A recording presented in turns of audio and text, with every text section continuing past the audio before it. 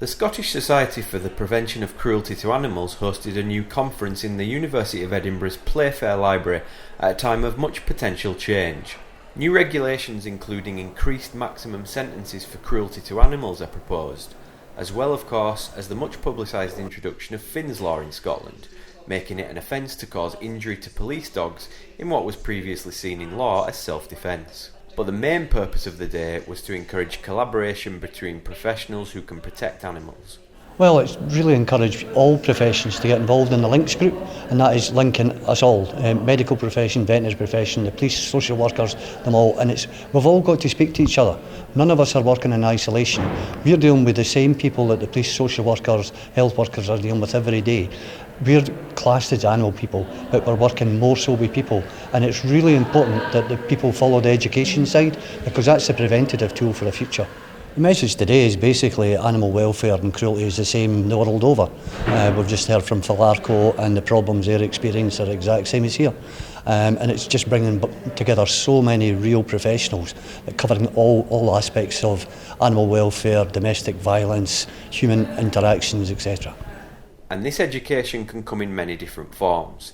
The SPA's work with the university, schools and individual referred children who have harmed or experienced the harming of animals has informed the research and practice communicated during the day. The Scottish SPCA has been working with the University of Edinburgh for a number of years, looking at the best ways to teach animal welfare to children, what is the motivation behind children committing animal cruelty, and really today is all about bringing that research to the limelight and also trying to get lots of different partners, whether you're a police officer, a social worker, a teacher, trying to get people to recognise it. If you work with young people or you work with animals such as a vet, try and recognise the link, understand that and actually do something about it. So we run a free prevention through education programme throughout all schools across Scotland. So we go in, we deliver workshops looking at animal needs, what your responsibilities are towards animals, and recently we launched our Animal Guardians programme. So that's a more targeted programme for working with children who maybe have sadly killed an animal, causing harm to it, and looking at different ways to help that child. Animal Guardians is a referral-based programme, so we might get referrals from teachers,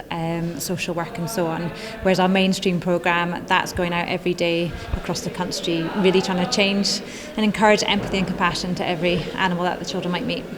It is that empathy and compassion that has brought together today's attendees, and encouraging these agencies to continue to work in unison, bolstered by strengthened laws and regulations, that the SPA hopes will protect the relationships between humans and animals. Ian McNally, That's TV.